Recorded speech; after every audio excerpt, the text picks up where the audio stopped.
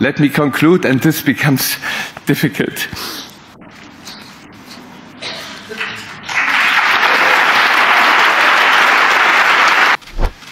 Excellencies, ladies and gentlemen, we began this conference on Friday when the information came that there were victims of an attack here in Munich. And we end this with the news that we have received that 2 people were actually killed. And as the Munich Security Conference is very close to this city, we mourn together today these victims, and our thoughts are with the families and the loved ones of the victims, and we wish the wounded speedy recovery. Ladies and gentlemen, this was certainly one of the most significant Munich security conferences. There were more than 50 heads of state and government, roughly 150 ministers, around 30 heads of international organizations. With Ewald von Kleist, this conference started as a transatlantic conference. After the speech of Vice President Vance on Friday, we have to fear that our common value base is not that common anymore. I'm very grateful to all those European politicians that spoke out and reaffirmed the values and principles that they are defending. No one did this better than President Zelensky, who has been fighting for these values, democracy, freedom, rule of law, for the past 3 years. The message from Munich is clear. Europe is not nice to have, Europe is a must-have. As NATO Secretary General Mark Rutte said, we should stop complaining about being sidelined, but come to the table with concrete ideas and spending pledges. Ladies and gentlemen, this is the only way to actually get a seat at the negotiating table. I'm also glad that we heard some concrete ideas, including by Commission President von der Leyen, who proposed an exemption from the EU's fiscal rules for defense spending.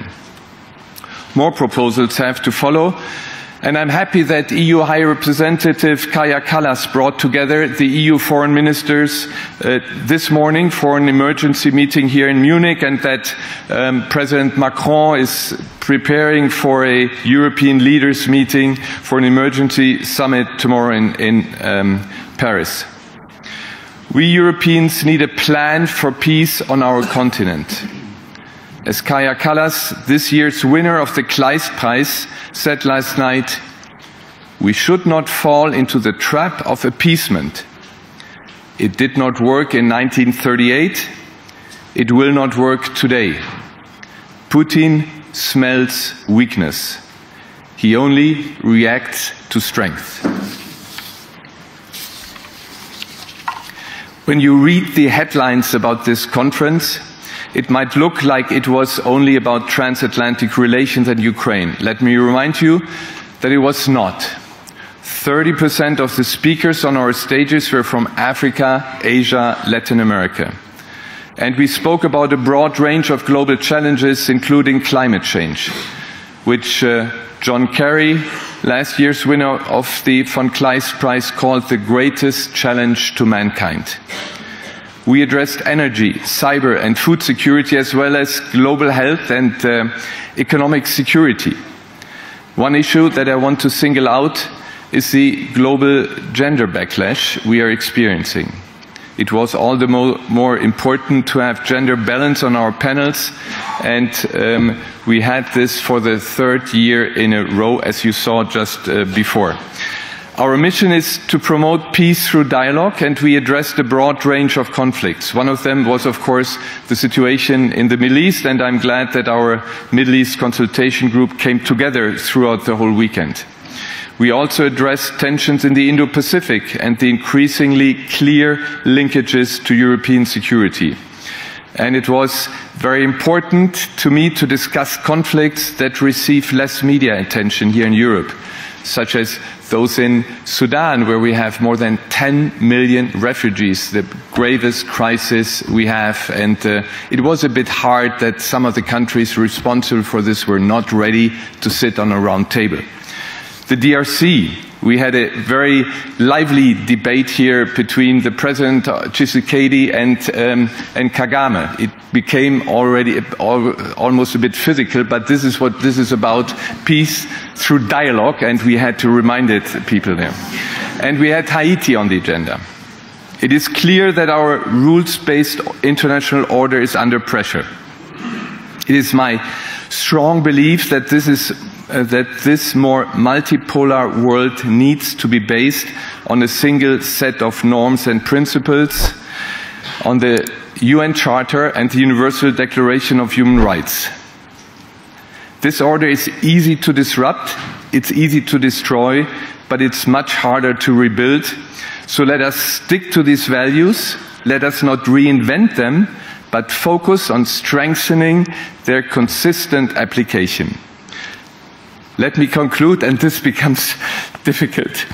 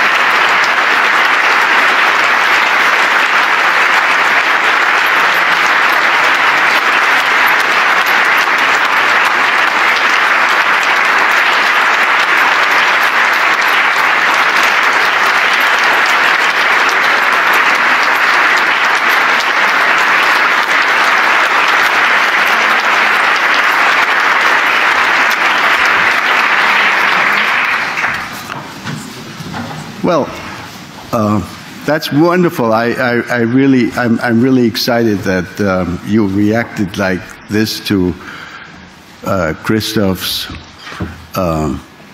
emotional reaction to this. Actually, I'm very much moved myself. About 5 years ago, Christoph and I started discussions about his taking over the chairmanship of this conference. And 3 years ago, for the last 3 years, he ran the conference. And Christoph, I want to say on behalf not only of all our team, but on behalf of all those who have participated over these last 3 years, what a wonderful job you have done.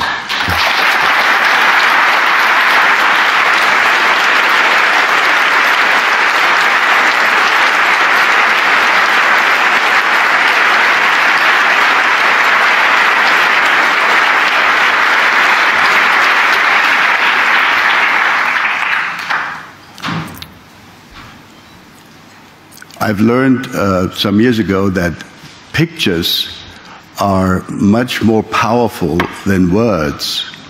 So the team has actually prepared a little film which will end this event, which will express the kind of emotions, our gratitude to you, much better than I can do that with so many words. But I do want to just repeat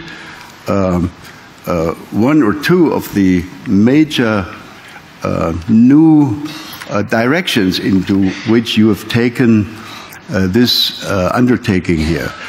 One of the key words is diversity, which you've enhanced substantially. And one of the other key words, and there are a few more, is Global South.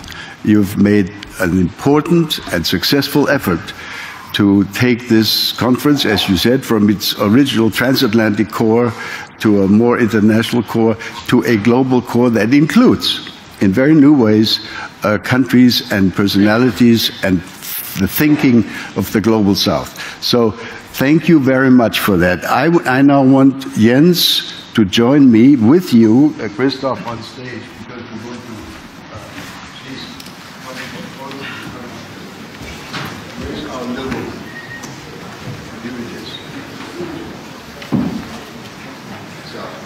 this is the gift that we want to present to you. I think you have always been one of those diplomats that are capable of seeing, even when there is a lot of doom and gloom, the silver lining, the degree of optimism, which you also expressed during this conference today. And this is a piece of art which is supposed to show the silver lining.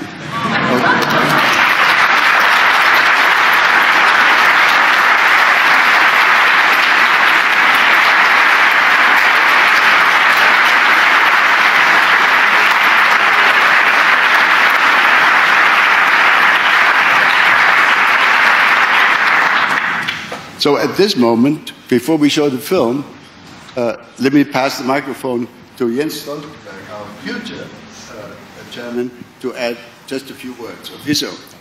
Thank you so much, Wolfgang, and many thanks to the Foundation Council for the trust you have placed in me. I really look forward to take up my position as the chair of the Munich Security Conference. When that will happen, I do so knowing that the conference has always been important, but in times of turmoil, in times of change, this conference is even more important. So it's a great honor to be the next chair of the conference. Then many thanks to all those who have participated, all those who have attended all the meetings and panels, and not least many thanks to all our partners who have made this possible, and also to the MSC team who have organized all the practical things. Many thanks to all of you.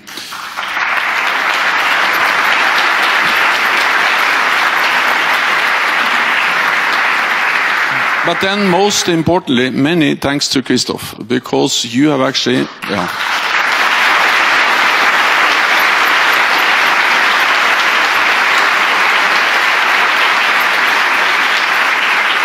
you have made the conference stronger, broader, and better. And it is therefore, I would say, an easy task to continue based on the excellent work you have done. I am not the only one who would like to thank you. We have people all around the world who would like to send you a message, and I think actually the video is about that, hopefully. Exactly. Yeah.